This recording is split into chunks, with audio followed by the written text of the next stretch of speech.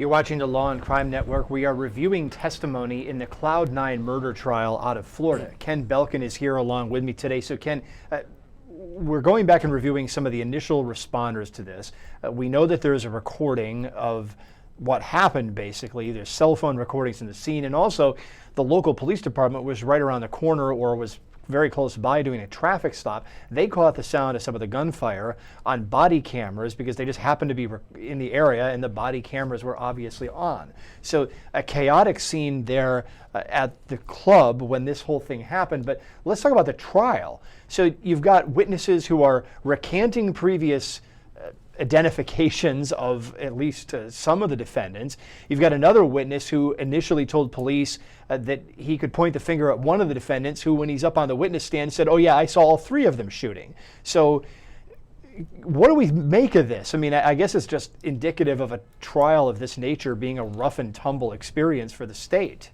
Well, I mean, it's not typical that prosecution witnesses recant testimony that they've, or lineup identification that they've given to law enforcement on previous occasions. And it's not typical for prosecution to just take back statements that they made to law enforcement.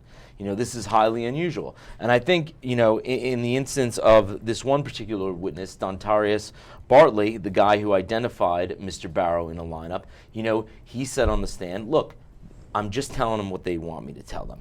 They keep pressuring me. I truly don't remember what happened that night." That's a big piece of reasonable doubt served up on a plate. Yeah, but for the look, I defense. mean, I think a lot of people would just look at it and say, well, he told the truth initially, and now he's afraid of these guys or their associates who remain outstanding in the community, and he doesn't want to get up on the stand and snitch. Well, is it that he's afraid? Or, look, obviously I'm a defense attorney. I don't defend the actions that are alleged here, but the people involved and their potential for being innocent, I do defend. And look, this guy said he was walking away from the club when the shots broke out. So presumably his back was turned to the scene of the shooting. You know, and it's not unusual for law enforcement to want to solve a crime of this nature, you know, so forcefully that they might put pressure on witnesses. They might interrogate them for hours to try and get some piece of information that yields a useful lead in the investigation. Yeah, well, look, how does the jury try to figure it all out, though, at this point? Is it possible that the jury can just look and say, hey, we think that these guys are afraid at this point on the witness stand to go along with their previous story? Is it possible the jury would just believe the previous story? I mean, look, then you've got to prove that there's some evidence out there that threats are being made to these witnesses. That becomes another thing. And that's a separate crime. That's coercion, witness tampering. They're not here to, those crimes aren't alleged in this case. The crimes alleged are the homicides and you know, the gun crimes. So that's what they have to prove. And it's a little bit of a distraction to introduce that. They'll probably try and make that argument on closing. We've got a case with insinuations of gang connections, things like that. So is this really a surprise that this has come to this? No, it's not a surprise, but you know, you have to take it with a grain of salt. Sometimes law enforcement likes to insinuate gang connections where there aren't gang connections. I've seen people charged on the basis of charged with conspiracy, with gang-related crimes, on the basis of Facebook postings. So sometimes there's a big sentiment that they want to catch gangs and they want to be out there doing their job, but not everything is gang-related. Sometimes things just get out of hand. So let's continue our review of some of the testimony of Richard Tuck. We'll be back with more analysis in just a moment.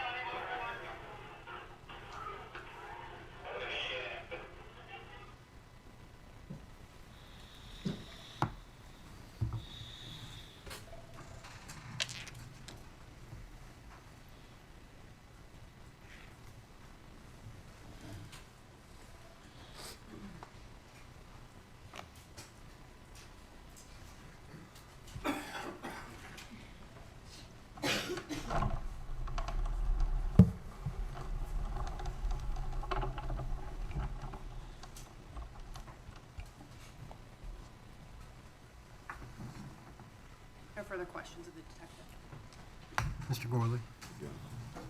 Officer Tuck, when I was hearing your body cam video, I heard several mentions about a white Mitsubishi.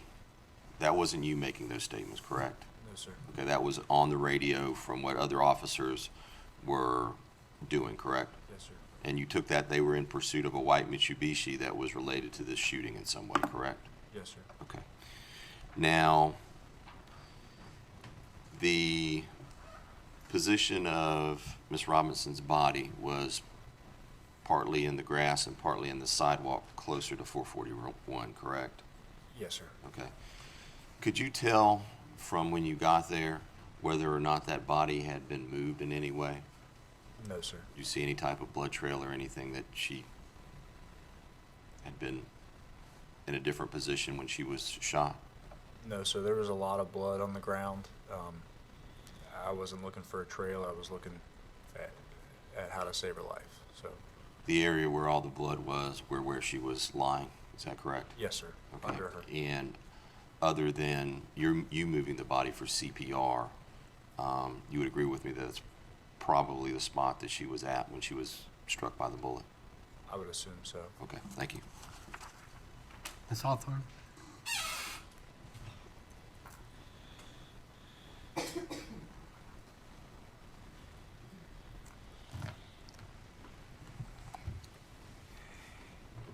You got there about 1:32 a.m.? Approximately, yes, ma'am. Okay. And at about 1:35, didn't it start raining? I don't recall. There may have been, but I don't recall. Okay. And you started compressions about 1:36 a.m. If that's what the video showed, then yes, ma'am. Okay. And at 1:42, it looks like that's when you got tired and traded off and had another officer take over for you? Yes, ma'am. Okay. What did you do at that point after you stepped away from Miss Robinson? I was winded. I didn't realize I was shouting so loud. You know, my adrenaline was going.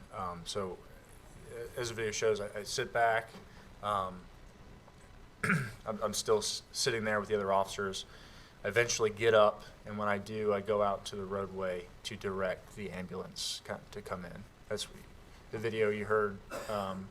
Someone shouting, "Right here, right here, right here." That was me with my flashlight directing at the ambulance. Okay. It looked like the first EMS on scene wasn't there until 1:43. Yes, ma'am. Were they kept back from the scene because of security reasons, or did they just not get there until 1:43? I don't know the circumstances on the time it took EMS to get there. In my experiences, when we've got dangerous situations where the scene is not clear, EMS doesn't just run into the scene, obviously, because if they become hurt, then it's more problem than solution. In the video, when I'm telling other officers that I need EMS hot, at one point I do say, and I heard it in the video, tell them that it's clear, because I needed EMS right then and there. So, to bluntly answer your question, I don't know why it took that long, but those are the circumstances why it could have taken that long, if that makes sense.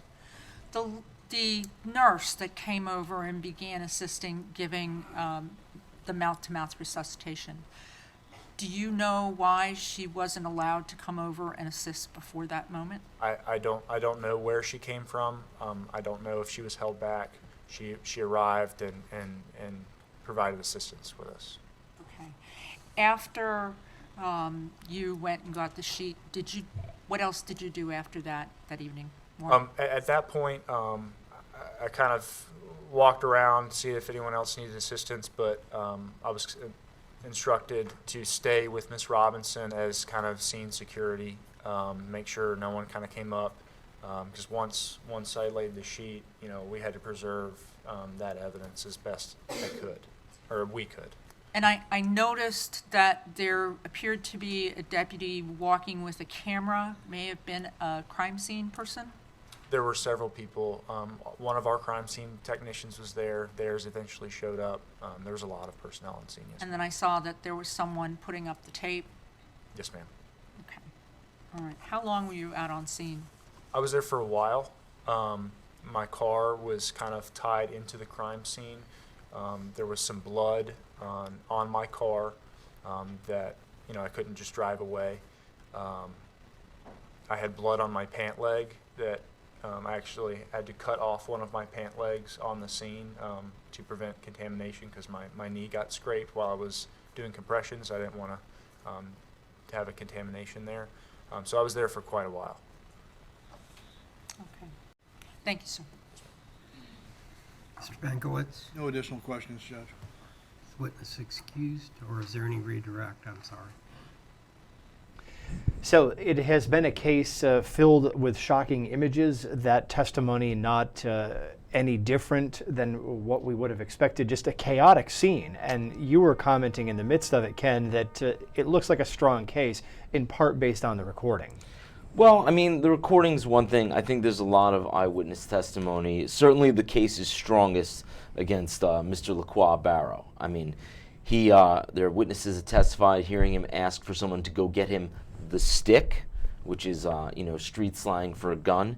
Also, there were witnesses that testified that heard him say, "If you pepper spray me, I will shoot you," in addition to the strong forensic evidence of gunshot residue on his fingers.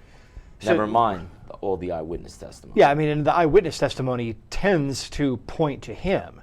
Most of the witnesses said, oh yeah, he's the one that we saw pulling the trigger. We either didn't see one of the other defendants, which doesn't necessarily mean they weren't there, just witnesses didn't see that defendant, or there's just not that volume of testimony against the other two defendants. It's mainly witness testimony against Laquan Barrow. Yeah, and witness memories and their recollections can be a fickle thing, especially during a traumatic event. People don't always remember things accurately. But look, gunshot residue does not lie, and it corroborates those witnesses' recollections. So one of the issues that we were talking about a little bit here is the use of a photo array lineup, because a lot of these witnesses are being cross-examined on what they originally told police. And of course, that takes things off the witness stand and dials back the history of the case to what some of these witnesses originally told police officers. And what they're telling police officers in some cases is either less than or more than they testified to in court. And a lot of it goes back to who was identified in the photo lineups. And in a lot of these cases, a lot of the witnesses are saying Laquan Barrow is the one I saw at the club, but they're not pointing out the other two defendants. Yeah, lineups are a very interesting thing because, look, you're entitled as a defendant to counsel at the lineup to ensure that the conditions Well, if it's in of the person, lineup if it's a are photo fair. lineup, they don't have to have counsel present. Yes, well, you can have present also because you need to make sure as counsel that these lineups are done not in an unduly suggestive manner. Because sometimes, look, Mr. Barrow, African-American individual, let's say they put him in a lineup with 4 people that look like Aaron Keller. Of course, they're going to pick Mr. Barrow because the assailant was African-American. So you got to make sure that these lineups are not suggestive. I've actually gone to numerous lineups. One of my most fun pastimes is to take a picture of the lineup to preserve the record. And then, later on at a bar with your friends, you can pick out the defendant. But when you're there Well, as you're talking counsel, about a lineup, you're talking about a photo array, because this is the case where it's a photo Yeah. array. A lineup well, is it's a still an different thing. identification procedure. And you still have the right as a defendant to be ensured that these identification procedures are not done in an unduly suggestive manner. 4 photos of Aaron Keller next to 1 photo of Mr. Barrow, every time they're going to pick Mr. Barrow because the assailant was African American. But the whole notion of a photo array is that it can be reproduced in front of a defense attorney, so that's why the defense attorney doesn't have to be present for the photo array. Yes, but they have the right to inspect it. And They have make the sure right it's to not inspect it, unduly and that's why it's suggestive. been coming on But in also, court. they should be present actually when he picks it, because the way it's presented, not just the fact that the photos are lined up on a thing, the manner in which the cop presents it can be suggestive. he can point to one individual in the lineup, in the photo array, and say, that's the guy, right? They're not supposed to do that. They're supposed to ask the witness to identify the person, not suggest who it is, just ask for a pure, unbiased identification. Well, in several of the witnesses who were interviewed early on in this case, there were multiple photo arrays presented, from my understanding of the record, and the witnesses didn't point to anybody in the arrays that didn't have Laquan Barrow. And then in the arrays that did have Laquan Barrow, they said, that's the guy. And now we have an interesting situation where one of those witnesses is recanting that identification. One is, now again, we're back to that topic. Could it just be because he fears repercussions? Is it because he's honoring the code not to snitch? There probably is a little bit of that old adage that snitches get A stitches. Ken Belkin defense attorney admission. Well, look, in certain communities, it's not looked upon very highly to be the person that goes to law enforcement agencies about someone in the community. So the state was starting to struggle with this, but then the state got this, grabbed the brass ring, I guess you could say, yesterday, because after watching its case diminish yesterday, one of the witnesses, the one who was most severely injured, in fact, got up there and pointed the finger at all three defendants, even though previously he only pointed the finger at one. Yeah, Mr. Kendrick. He presumably took a shot directly from Mr. Barrow's gun, according to his account. Look, this is a very strong case. Yeah, you've got the one witness who says, oh, I identified him, but I was being pressured. They wanted me to say it was him.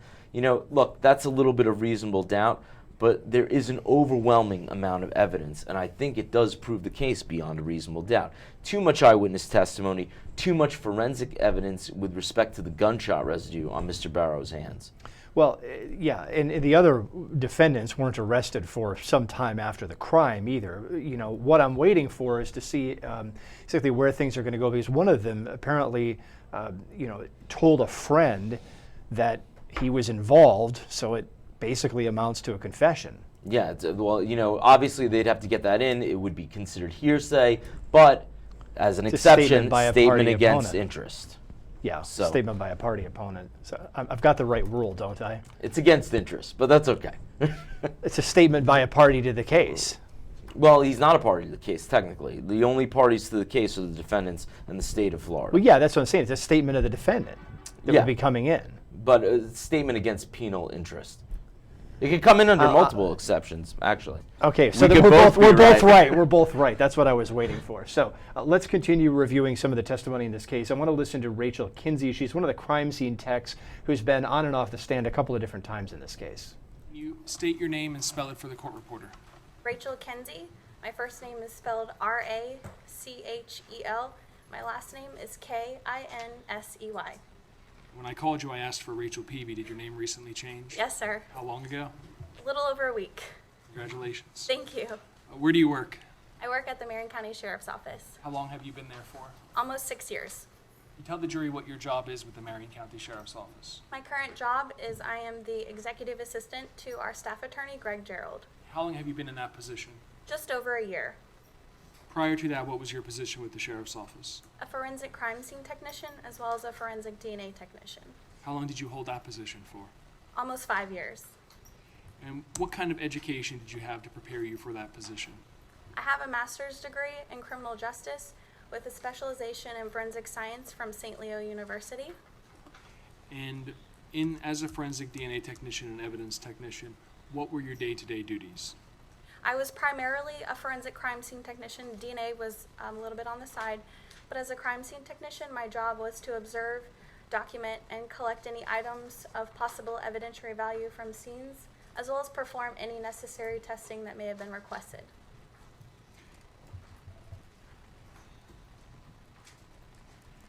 If you were to process an item for latent fingerprints, how would you go about doing that? To process an item for latent fingerprints, it would depend solely on the item itself. There are a lot of different processes that we can do based on the item, weather, texture, things like that. What about a shell casing? For a shell casing, in this case, I used a process which is a super glue.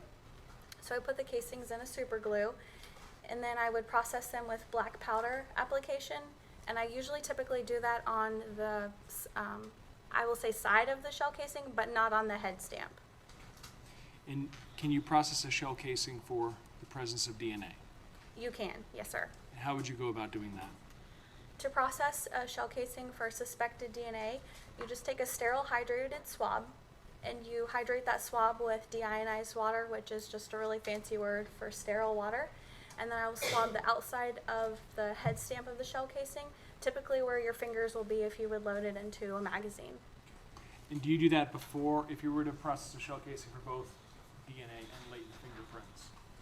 Is there a particular order in which you would do that? I would do DNA first. If I were to put that in the super glue, what we call it, chamber, it would mess any DNA up, so I always would do DNA first. And with processing shell casings for latent fingerprints, after you put them in the super glue, how do you actually develop any latent fingerprints or possible latent fingerprints of value if they're present? Once the items are in the super glue, if there are any oils or dirt, which is what is in a fingerprint, if there's anything that the super glue can adhere to, then by the application of black powder, I will be able to see if there's any type of ridge detail, if there's any type of information there for a fingerprint. What do you do if you believe that there may be? I will just remove that fingerprint with just clear plastic tape, and then I will put it on a fingerprint card to send to our latent examiner.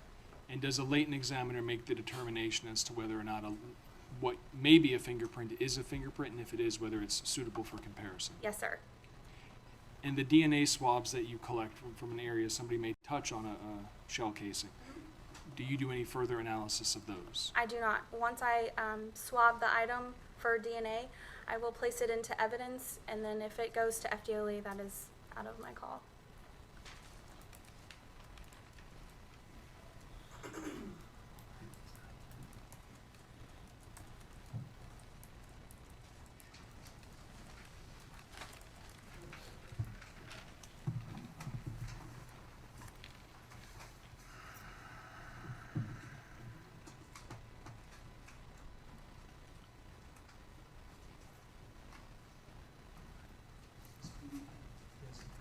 I'd like you to go ahead and take a look at what has been marked as State's Exhibit N and State's Exhibit O, and tell me if you recognize those items. I do. I recognize these items based off of my then initials as well as my sheriff's office ID number. And what do you recognize those items as being? One package is 8 shell casings, Winchester 9mm Luger, and the other, there are 13 shell casings with FC 9mm Luger. And the one with the 13 casings, is that the one marked as State's Exhibit 14? Yes, sir. And taking a look at the separate bags inside of these, do you recognize what's contained in there? I do. These are the separate containers which had the casings, and again, my old initials as well as my sheriff's office ID number.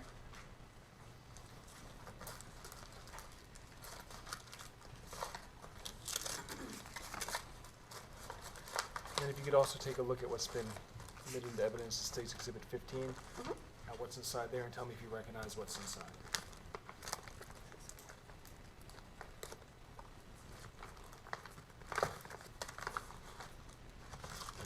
They're separate packages which contain the shell casings, and again, my old initials with my sheriff's office ID number are on these. Did you process those items for the presence of DNA and for latent fingerprints? Yes, sir, I did. I want to go ahead and first discuss the fingerprints. Sure. I'm going to show you what's been marked as State's Exhibit U. Can you look at that and tell me if you recognize it?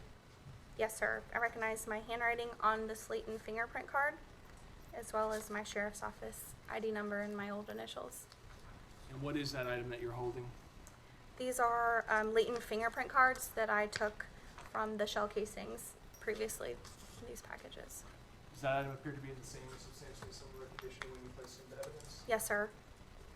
This time the state would move State's Exhibit U into evidence and State's Exhibit 17. No objection. No objection. No objection.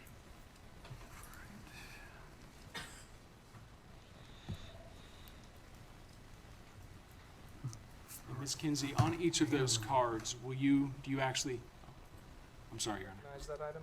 Yes, sir, I do. What is it? It is a suspected touch DNA swab from a shell casing. Does it indicate what specific item that was taken from? Yes, item 60A. Which would have been a shell casing reflected as being collected from what easel? Easel 1. Going ahead to Exhibit W. There are 4 suspected touch DNA swabs from shell casings, item 60B, which were located at easel 2. Continue. Next, yes. Okay. There are 2 suspected touch DNA swabs from shell casings, item 60C, which was easel 3. And this is why, the state's Yes. why. 3 suspected touch DNA swabs from shell casings, item 60D, which were at easel 4. And then Exhibit Z. Z. 3 suspected touch DNA swabs from shell casings, item 60E, which was located at easel 5. And when you collect these, are you wearing any type of personal protective gear? In this case, with in-house processing, I always change out my gloves. I wear gloves every time I process an item, and I change them out in between each item I process. And what about your work area? How do you keep that area clean for you? I clean my work area before I put sterile paper down, and I put sterile paper down on each item of evidence. So in between, I work each item of evidence that I work. Not only do I change my gloves, but I also change my paper as well. In the area in which you work, can you describe that to the jury? The area that I conducted this processing, it's the lab that we call for a crime scene. And in that area, we have a workbench. We also have tools and chemicals that are available to us so that we're able to perform that testing, but it's a very sterile environment. Is access to it limited? Yes, sir. And how many people have access? Crime scene technicians, DNA technicians, as well as supervisors in the crime scene unit. Now, do the exhibits I've shown you, B, W, X, Y, and Z, appear to be in the same condition as when you created them? Yes, sir. This time the state moves states exhibits B, W, X, Y, and Z. The evidence is states exhibits 18, 19. AA,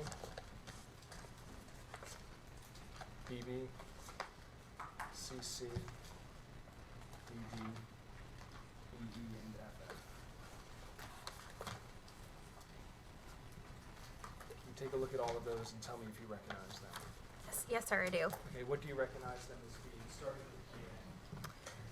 with A touch swab from shell casing, item 61A. and BB? A touch swab from, there are 2 touch swabs from shell casings, item 61B.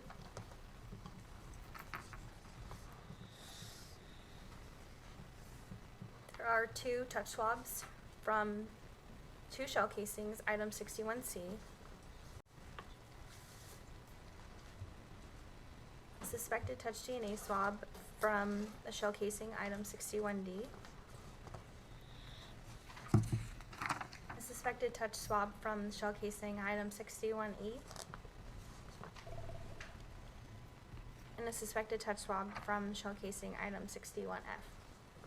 Are those all touch swabs that you yourself took from those items? Yes, sir, they are.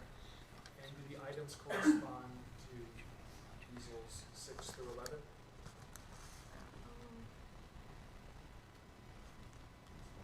Do you mind if I look at my report just for Yes. specifics?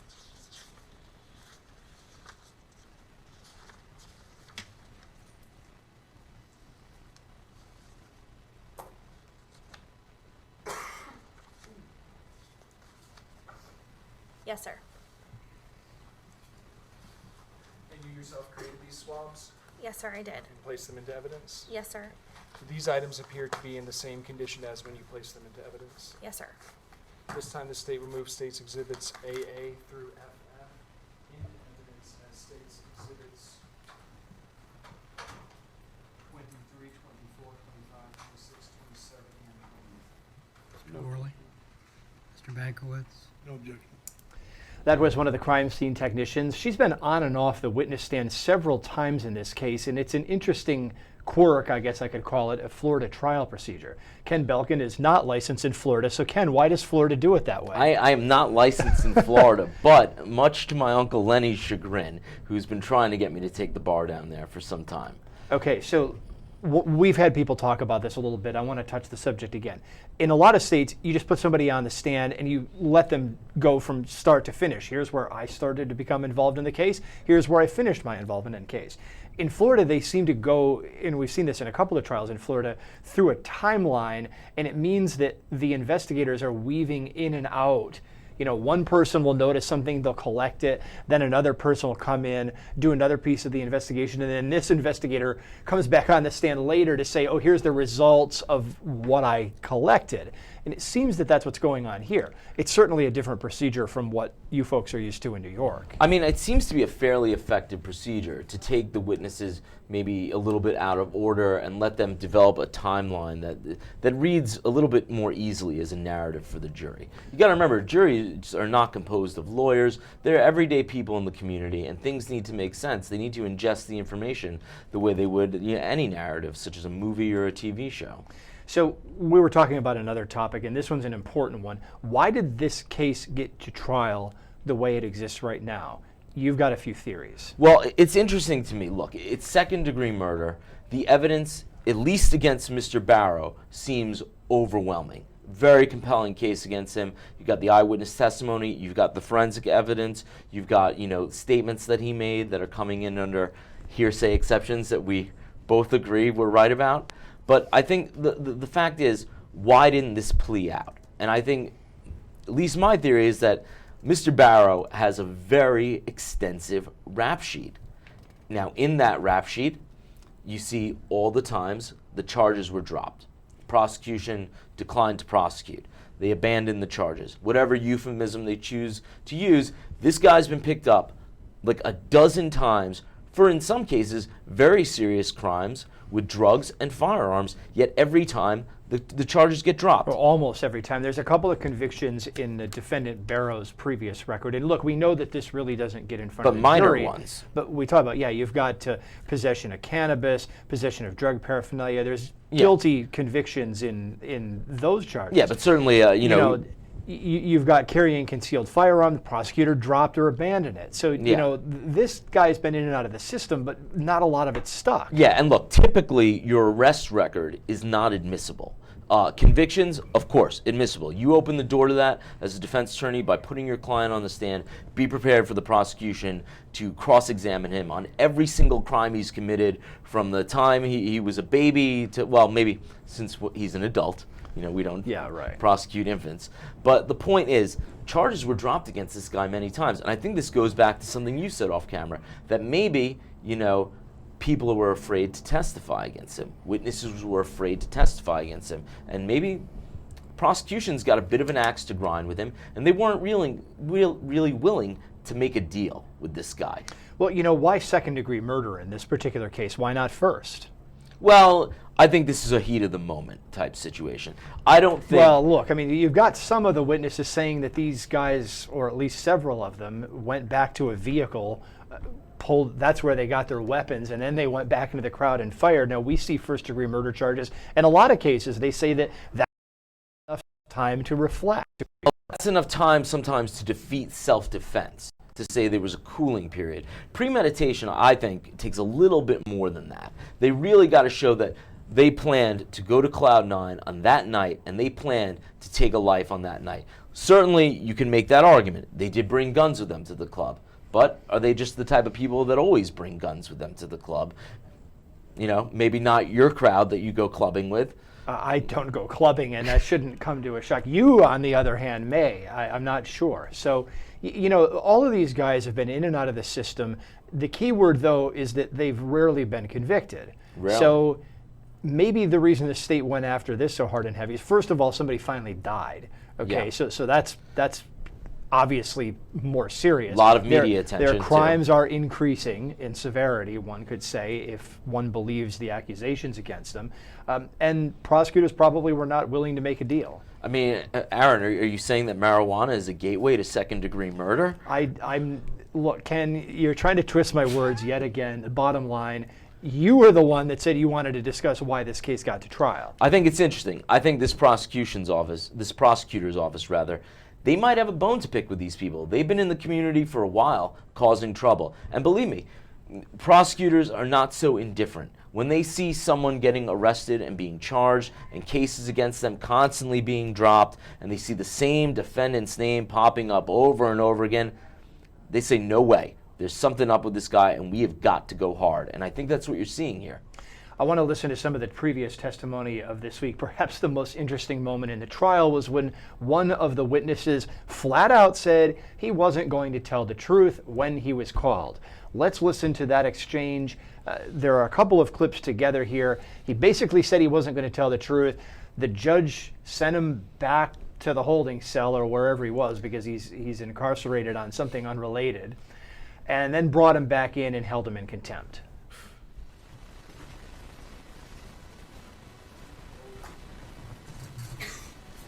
Please,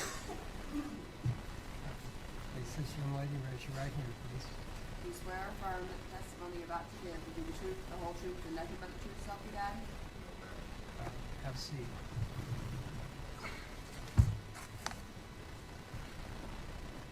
Sir, can you tell me your name?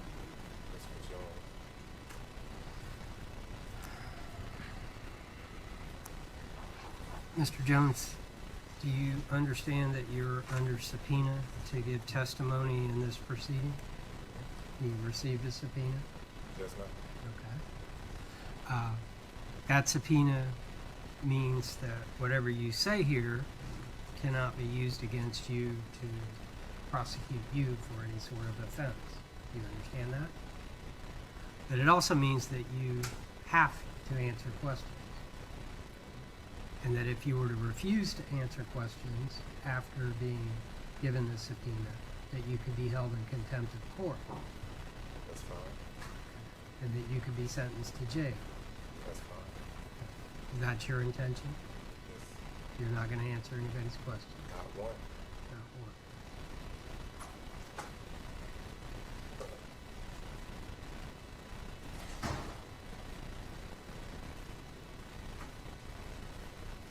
Just right in front is fine. Mr. Jones, raise your right hand, please, again. Do you solemnly swear or affirm that the testimony you're about to give will be the truth, the whole truth, and nothing but the truth, so help you God? Tell me your full name. So that's not true? Do you understand, sir, that you have been served with a subpoena requiring you to give testimony in this proceeding? Do you understand that I am now ordering you to testify in this proceeding? You don't understand that? Well, I'm telling you that you have to answer the questions of the attorneys. You're refusing. Do you understand that refusing to testify after being ordered to do so by a judge would subject you to a potential contempt citation? Okay. Well, it means I can sentence you to jail, and without a jury for up to 6 months. Do you understand that? Okay. I'm ordering you to testify. Will you testify? Can you show me any reason why I should not hold you in contempt of court?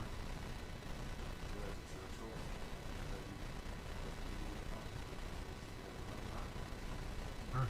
But you can't demonstrate any reason for me not to hold you in contempt. The court finds you to be in contempt of court. You'll be sentenced to 180 days in the Marion County Jail. You're going to serve that before you return to the Department of Corrections.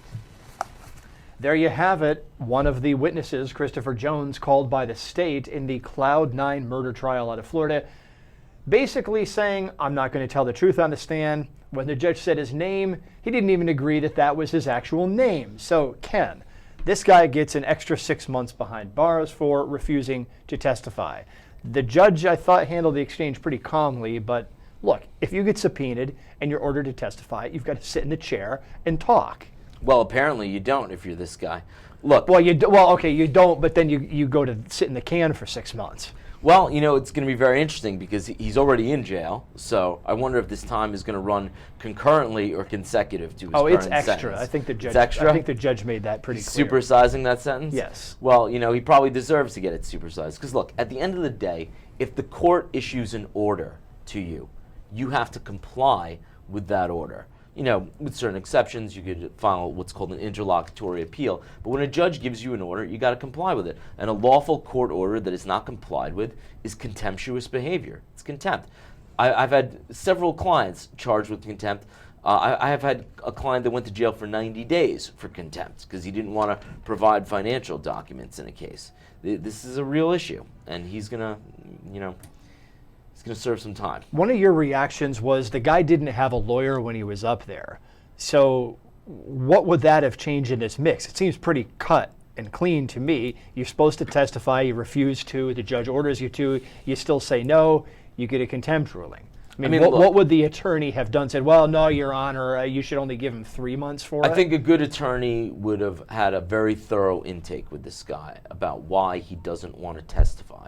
That's what I try to do with all my clients. I have a very thorough intake, sometimes more thorough than other attorneys, because I think the more information you have as an attorney, the better you can advocate for someone. Now, if this guy was legitimately in fear of his life, his attorney could have said, Your Honor, may I approach and go off the record for a minute? And he could try to explain to the judge a little bit about what's going on. I was wondering about that possibility, but I wasn't sure how far the judge would be comfortable going off the record with it. Look, you know, you got to do your best for your client. This guy, you know, the guy who was ordered to testify, he's not capable of doing the best for himself. He really isn't. He's not in a situation. Well, one of the other eyewitnesses, one of the several other eyewitnesses, did actually testify. So the state lost Christopher Jones' observations and his testimony. Davinius Blunt was also one of the eyewitnesses. Let's listen to his testimony. This is audio only. Good afternoon. Can you scoot up? You're going to speak in the microphone and speak out loud, okay? All right. Okay. What's your name? Tell the jury your name. Davinius Blunt. And how do you spell that? That's Davinist. Okay. And how are you employed, Mr. Blunt? Budweiser, Triangle Sales. Okay. What do you do for them? Warehouse operator, Okay. team lead assistant. And how long have you worked for that company? Coming up on 3 years now. Okay. Are you married, sir? Not yet. Are you engaged?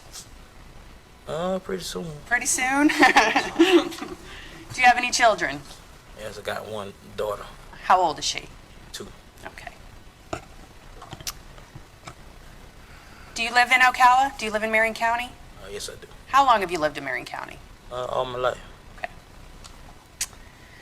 I'm going to direct your attention, Mr. Blunt, to the late night of September 12th into the early morning of September 13th of 2015. Did you go to Club Cloud 9 that night? Yes. Why did you go to Cloud 9 that night? Hang out, I guess. Were you seeing someone at the time? Yes. Who were you seeing? At the time, my girlfriend, Chantel. Okay. Yeah. And who did you go to the club with? Oh, that's who I went with. I mean, that's, Okay. Is she the reason why you went there? yeah. Okay. Did you have any individual particular interest of going there that night? No, not really. Just went because she wanted to go. Prior to that night, had you been to that club before? Yes, I have. Okay. Approximately how many times? Just one. Okay, just one other previous time? Okay. Is that a yes? Yes, ma'am. Okay. Do you know approximately what time you got there?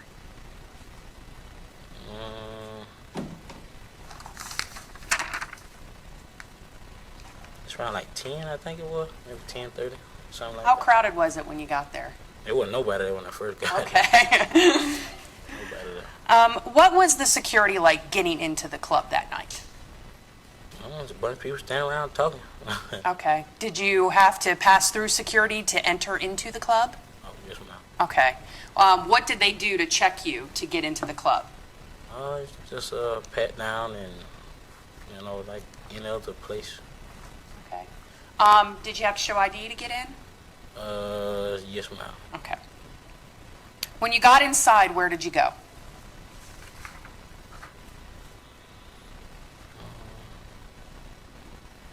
When I went to the bar, I had a friend that I known from a while ago. I was just sitting at the bar talking to him.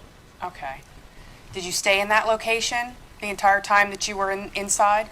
Oh, no. Okay. After you talked to your friend at the bar, where did you go inside the club?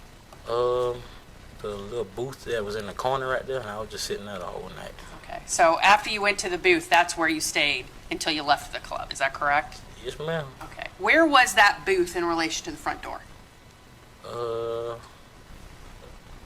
It's right around the corner. You just step, like, so when you walk down and made a right, like, the door is right there. Okay. So, So you walked inside and made a right, or you walked inside and you made a left? I walked to the booth. Yes. Oh, well, to get to where I was, you got to walk in and go to the left. Okay. And so you're more towards the front of the club? Yes. And that's where you stayed once you sat down there until you left? Yes? Oh, yes, ma'am. What was your girlfriend at the time doing inside? Walking around and I guess associating with people that she know. You know what I mean? Okay. Did you have a view of the entire club where you were sitting? Yes, it did. Okay. Was it raised in any way? Oh, yes, it was. Okay. Did you see a fight break out inside while you were sitting up there in the booth? Faintly, but I don't really remember too much. Okay. Okay. Just a lot. How could you tell that maybe something was going on inside the club? A bunch of people crowding around, loud, yelling and stuff. They knew something was going on.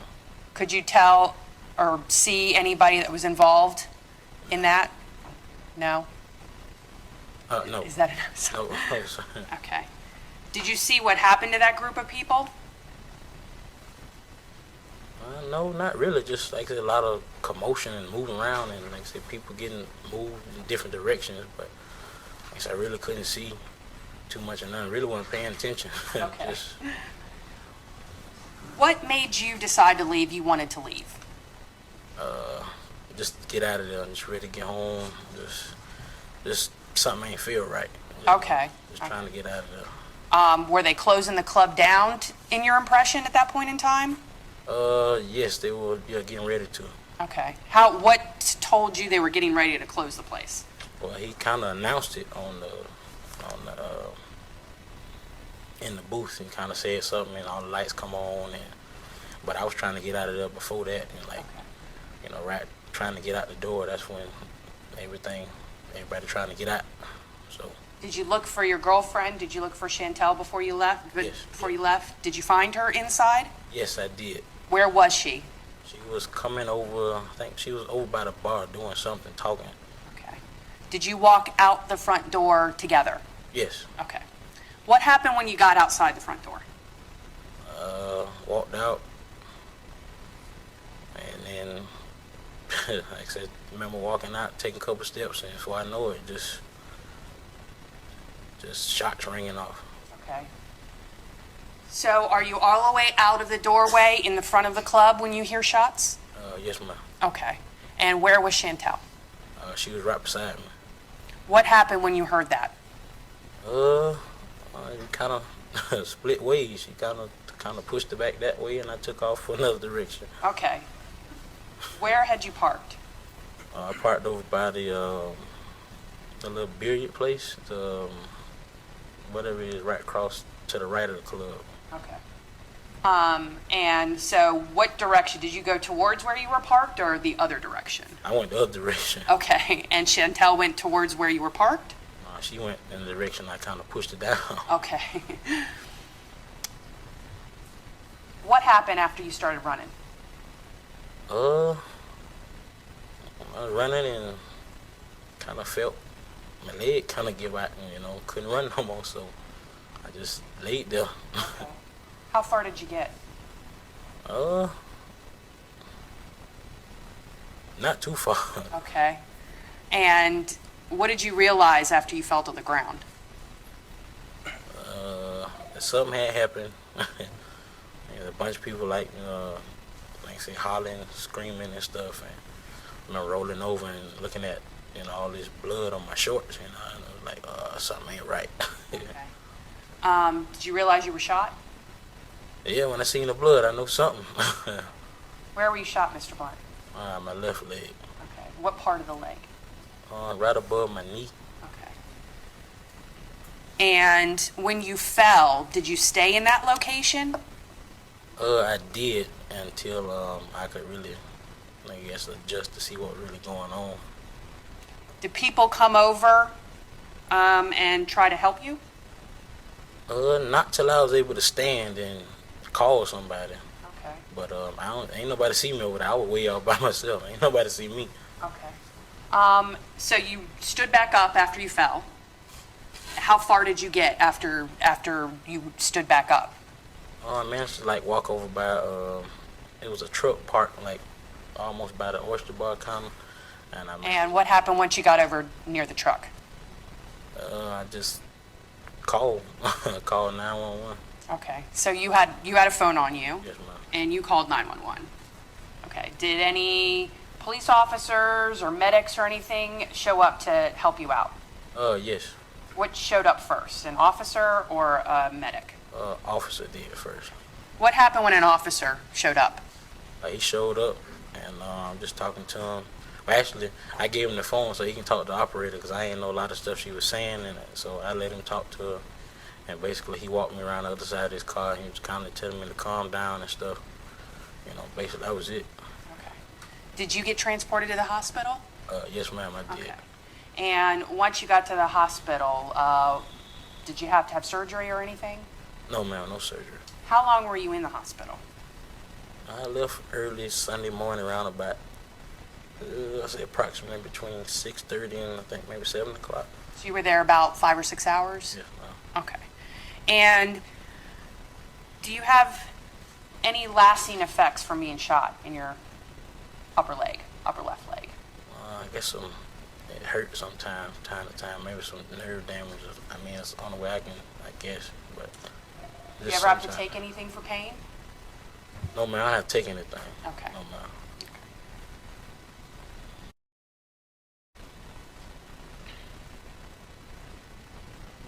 Did you see anybody with guns that night? As far as what you mean? Did you see anybody at the club with firearms that night? As far as like anybody? Anybody. I remember seeing I think one security. I think he had one on his hip. I believe. Okay. On his hip, you think? Did you see who shot you? No. Okay. Were you running away when that happened? Yes, indeed. Do you know somebody by the name of Benitria Robinson? Yes, I know. Did you see her at the club that night? Yes, ma'am. Did you see her when the shooting started? Yes, I saw her. She was standing maybe a little in front of me. Okay, so she was in front of you when the shots started? Yes. Okay. And did you see her fall? Yeah, I seen her going to the ground. Like I said, when I seen everybody start to separate. And I just remember seeing her falling and going to the ground. Like I said, I was taking off another direction.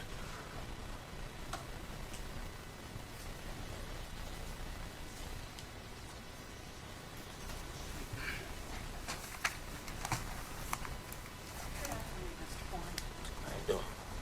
Mr. Blunt, do you know my client, Michael Smith? No, can't say that I do know him. Okay.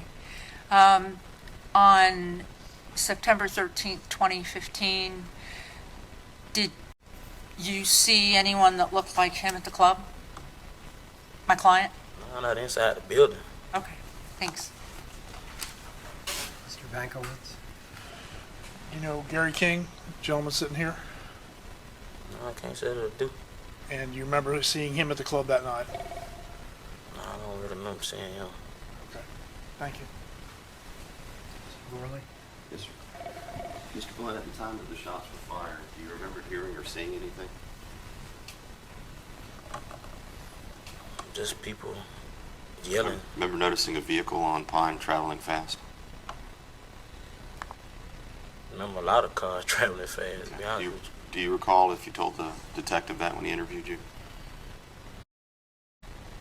Yeah, I remember hearing the car speed off. Like I said, a bunch of cars riding by, people just cars scrambling everywhere. All right. Was that at the time of the shooting? Shortly after. Okay. During the time of the shooting, do you remember telling the detective about a car speeding by During the time of the shooting? at about the same time?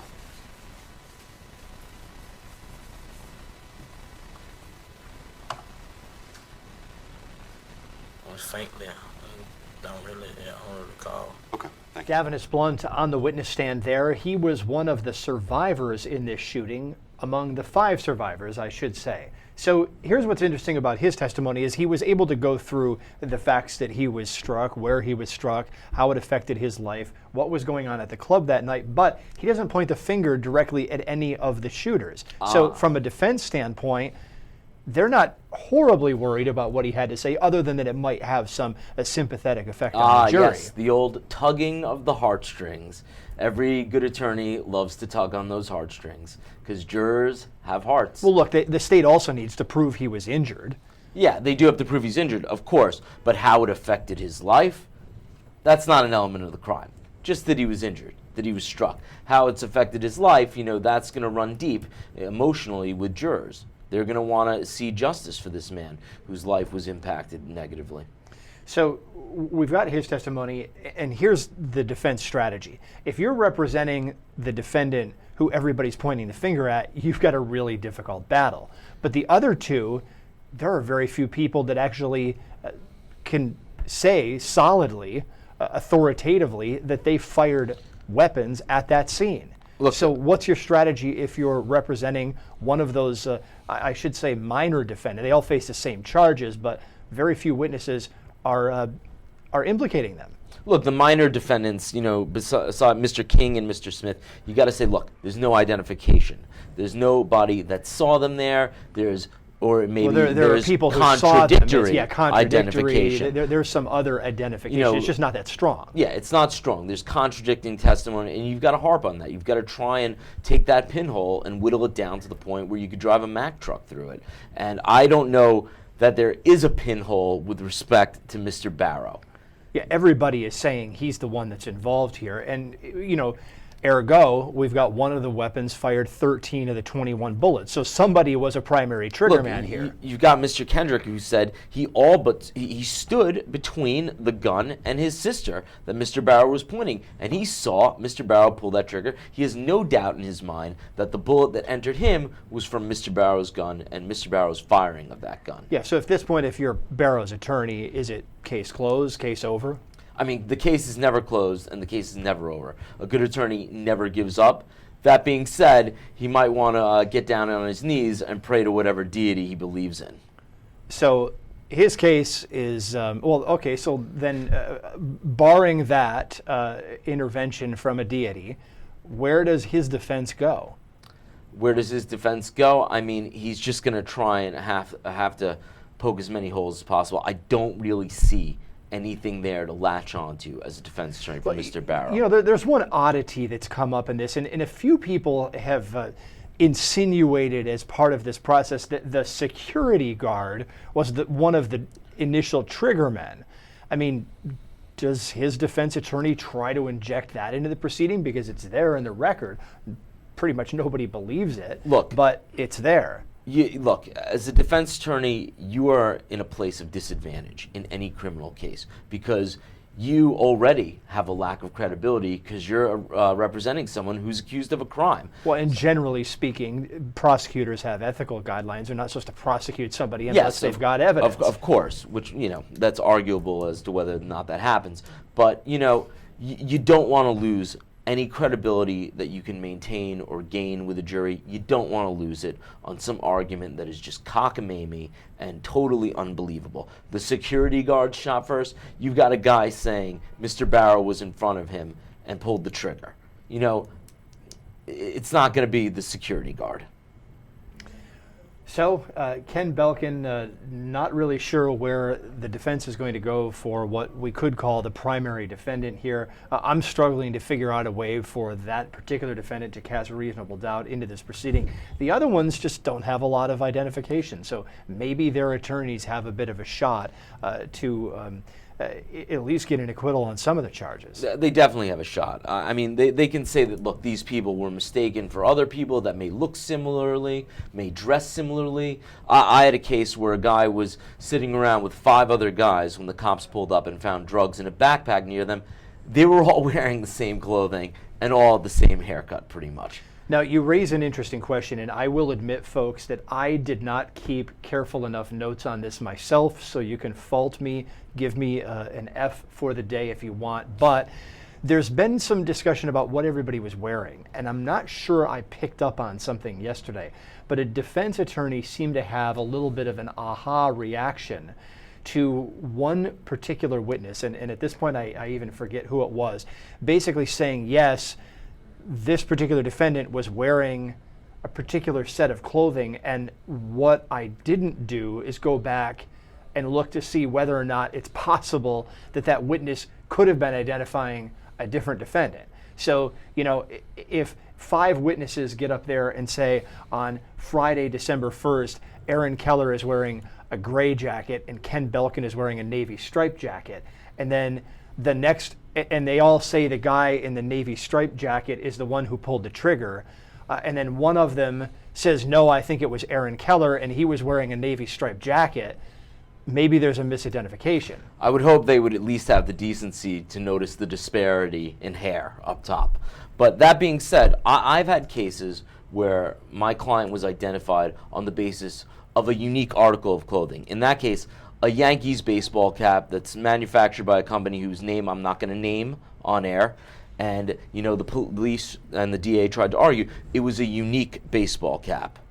It wasn't a unique baseball cap. We subpoenaed the records. They had sold something like 50, 60. It was a crazy Yankees amount. baseball cap in New York City is not an odd thing to see on But the look, streets. sometimes prosecutors will try and take that leap. If they're not getting the leads are not taking them to where they think it should go, they might stretch things. It's a natural human tendency, I think.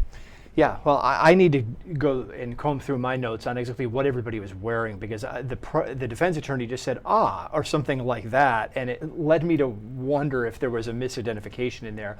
I just couldn't pull it out of my notes as quickly as I would have wished. But, you know, that's what the defense is all about in this case. It's all about making sure all those minute details match up to the client, because if they don't, then the state hasn't proved its case against your client. And you got to find those ones that don't, and you got to hype them to the jury and let them know that these guys, some people are saying they saw them there. Other people are saying they didn't see them there. So which is it? Can you be sure beyond a reasonable doubt that Mr. King and Mr. Smith were there and pulled the trigger when so many people say they weren't there? Yeah, let's continue our review of some of the testimony in this case. We've had a number of the surviving victims on the stand yesterday. We've had others on the stand into the day today. Tamaya Widely is one of the other surviving victims. She was on the stand yesterday. Let's review her testimony now. Good afternoon. Good afternoon. Can you introduce yourself to the jury and spell your name for the record? My name is Rollin Boyd. It's ROLIN BOYD.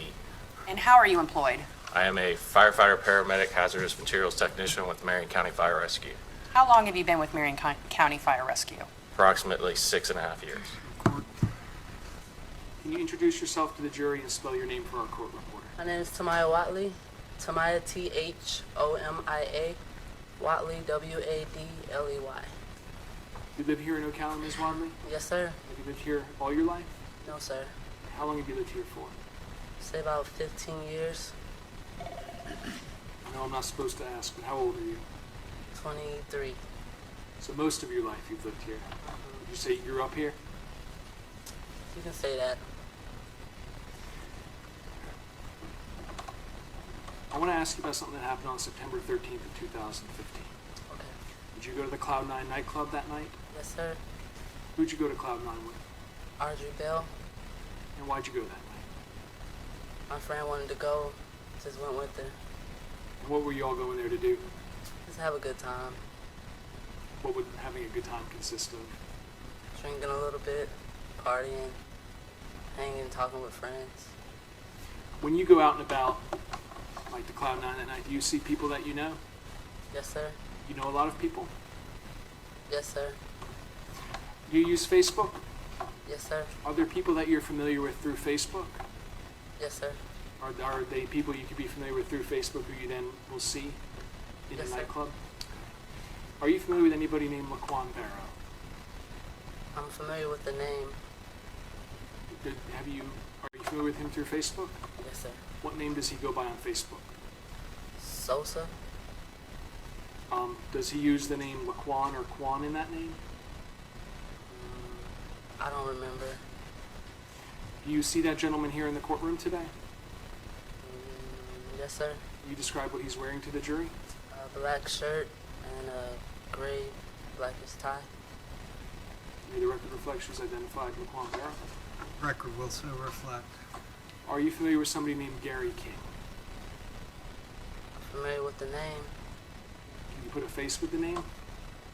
Yes, sir. Do you see the face here in court today? Yes, sir. You describe what he's wearing? Blue shirt? Do you know if him and Mr. Barrow are related? No, sir. Are you familiar with somebody named Michael Smith? Yes, sir, the name. Can you put a face with the name? Yes, sir. Do you see that face in court today? Yes, sir. You describe him for the jury? Burgundy shirt. May the record reflect she's identified Michael Smith. Record will so reflect. Did you see any of those gentlemen on September 13, 2015 at Cloud 9? Yes, sir. Who? Quan. Where did you see Quan? Inside the club. Do you know somebody named Nathaniel Kendrick? Yes, sir. Kind of in the same way you know Mr. Barrow, Mr. Smith, and Mr. King? Yes, sir. Do you know somebody named Danielle Kendrick? Yes, sir. In the same way? Yes, sir. Did you know a young lady named Benitria Robinson? Yes, sir. Did you know Benitria a little better? Yes, sir. When did you first meet her? It was a while ago. We played ball together, so. What kind of ball? Basketball. About how old were you when you met her? I want to say 16, somewhere like that. Was she your age? She was, say, a year or two younger than me. And in what was the context you first met her in? On the basketball court. And do you remember who you were playing for then, or what kind of game it was? I was playing for Westport High School. It was like a rival game. Who'd she play for? Forest High School. How many times in a season do Westport and Forest girls basketball? How often do you all play? Played like 3 times in one season because they were like a rival team, so we played them a lot. Other than playing basketball against Benitria in high school games, did you play anywhere else? Yes, we played at a recreation park called the Auditorium. Was that here in Ocala? Yes, sir. The War Memorial Auditorium? I'm sorry? The War Memorial Auditorium? I just called it the All. I'm not sure what Fair enough. Did you, apart from playing basketball with Benitria, did you know her socially? Yes, a little bit. And why was that? One of my ex-friends was really close with her, so that made me kind of close to her too. As of September 13, 2015, do you know what was going on in Benitria's life? Yes, sir. What was that? She was in college playing basketball, and she also received a scholarship for softball. Was she good? Yeah, she was very good. But she was in town that weekend. Yes, sir. Did you see her at the Cloud 9 nightclub? Yes, sir. Did you talk to her? Yes, sir. What was she doing that night? She was just standing, looking around. She was one of the first persons I seen when I walked inside. Did you go up and talk to her? Yes, sir.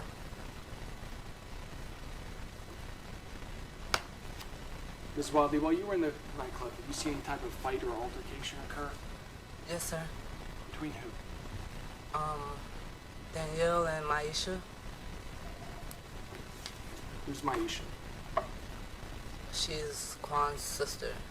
You know Maisha? Not like that, no, I don't. Kind of like you know Quan?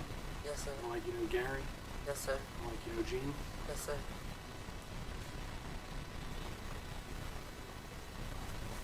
How close was the altercation to you, Ms. Wadley? It was pretty close. It was like right in front of me. Into you at all? I'm not sure if they did, but someone did. Not sure who. Did you see anybody else get involved in the altercation? Yes, sir.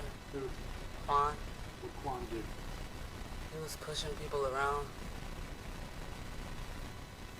Anybody else? No, sir. Did the altercation get broken up? Yes, sir. How did it get broken up?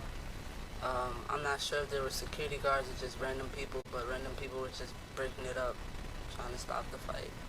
What happened after that? They got kicked out of the club, and the club just started back up. Did you go outside? After the club ended, yes, sir. How much later was that? I really can't remember. It wasn't too late after. When you went out, Yes, sir. who were you with? Audrey Bell. What happened when you and Audrey walked outside? We kind of stopped, like, not too far from in front of the door. She pulled out her phone. We heard yelling. As soon as I looked down at her phone, we heard shots, and we started to run. What direction did you run, Ms. Martha? Coming out the club, I ran to my left.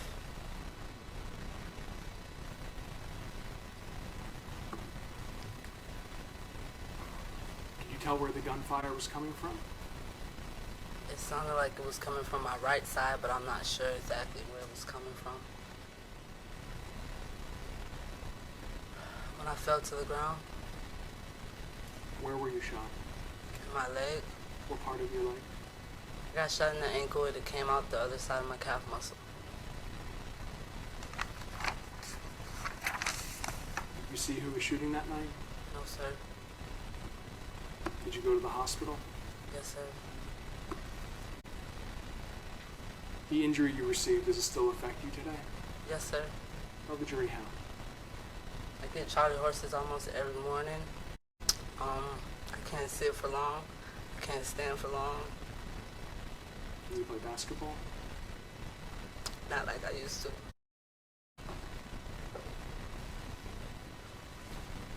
Do you know if Quan, Gary, and Mr. Smith associate with one another? I don't know. I have no further questions.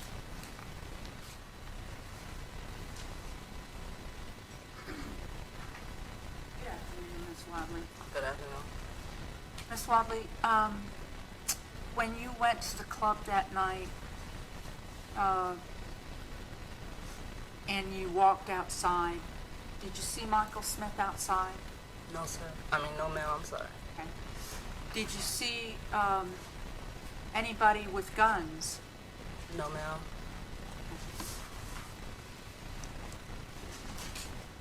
Thank you, ma'am. Banquets. Ms. Wadley, you indicated that you know Mr. King from Facebook, is that right? Yes, sir. And did you see him at the club that night? No, sir. Not at all, anywhere, anytime. No, sir. Thank you. Mr. Gorley. Do you know Nick Smith? By Facebook. I You know don't if he know. has a nickname? Not that I know of. About Danielle Kendrick. Does she have a nickname? Dee Dee? Now, you indicated Maisha and Dee Dee were involved in an altercation at the bar close to you, correct? Yes, sir. Did you see Nate Kendrick become involved in that altercation in any way, trying to separate people or anything else? No, sir. And I heard your testimony that Quan was pushing people around. Was that trying to break up the fight? I'm not sure what he was trying to do. I'm not sure what he was trying to do. As a result of that, did the bouncers come over and separate people? I seen people breaking it up, but I'm not sure if they were bouncer, security. I'm not sure. The bouncers at Cloud 9 wear what color shirts? I'm not sure. Did you ever see a bouncer that evening with a firearm? No, sir. Thank you. Anything else? Is the witness excused? There was another one of the witnesses on the stand who basically said she couldn't see who shot her. A victim, but not much help as far as pointing the finger directly at least one of the three suspects. Yeah, look, there's a lot of contradictory identification testimony. Nothing really contradicting the fact that Mr. Barrow was there and took aim and fired. Not that, and it points to an issue in many trials where not everybody sees everything. I mean, we saw the video of the scene. It was chaotic. Yeah. People are running around. People are screaming. There are first responders right around the corner. They're showing up. You've got emergency medical aid there. All of this is going on at once. And yet, we do have enough witnesses pointing the finger at enough perpetrators here to have these 3 up on charges. Witness Danielle Kendrick, who was among the victims, said Laquan Barrow shot her and her brother outside the club. So there you have another identification of Barrow. You've got witness Melissa Hall saying Barrow fired the gun. She saw that. She said she saw Smith at the club, but didn't see him fire a gun. So at least she places him at the scene. And she didn't pick either Smith or King out of the photo lineup. She picked Barrow. So again, a witness with a lot of value against one defendant, at least a grain of value saying one of the other defendants was at least present, and no value as to the third defendant. So the game is, or the key is, to lining all of these up and saying these witnesses pointed the finger at this guy, these witnesses pointed the finger at this guy, and these witnesses pointed the finger at the third guy. Yeah, I mean, look, I think it's beyond question that the prosecution's gonna get a conviction on Mr. Barrow. He's going down for second-degree murder. That's without a doubt in my mind. Mr. Smith and Mr. King, I have some doubts as to whether, they can really truly be placed there, and if in fact they are placed there, can there be any testimony or any evidence really introduced that shows that they committed a murder? Yeah, so if you're defending one of the other defendants, you're looking, especially defendant King, and saying, hey, look, very few of the guys very few of the witnesses pointed the finger at this guy, and one of the ones who did changed his story from his original discussion with police. That was Nathaniel Kendrick. He told police that it was Barrow, and then when he was on the stand, he said it was Smith, King, and Barrow. Now, one of the interesting parts of that, though, is this back and forth he had with defense attorney Candace Hawthorne, which I thought was really powerful. Hawthorne is saying, well, originally you didn't point the finger at my client, and then his response back was, but I'd never forget the face of a person who tried to kill me. Yeah, I mean, look, that's classic impeachment by prior inconsistent statements. You live for that stuff as a defense attorney because it's a great way to inject reasonable doubt into a proceeding. When someone gives a statement on the record or otherwise in Florida, they have great laws because the defense attorneys are allowed to depose witnesses in cases prior to trial. We don't have that in New York, so we have to rely on, grand jury testimony or written statements provided to police. But when they get up on the stand and they say something that's inconsistent with that prior statement, you got to harp on it. You got to bring it up. You got to say, well, why'd you say this before? Why is your story changing? Stories don't change when they're the truth. They change when they're lies. So in this case, it's possible a jury could look at that testimony and say, well, he's embellishing now that he's got 3 people sitting in defendant chairs in front of him. Yeah. I mean, they could say all sorts of things. But look, you got to hop on that prior inconsistent statement. You got to bring it to the attention of the jury or the judge, whoever is the trier of fact in the case, and you've got to let them know that this person said something different before. And his story has changed between that day when he was very close to the event and today, 2 years later, when we're at trial. We will have to wait and see how the jury ultimately decides on this case. So testimony will resume next week. Ken Belkin. Here in the meantime, though, Law and Crime Network trial analyst and criminal defense attorney here in New York City. Thanks for having me, Aaron. All right, we're going to wrap up for the day.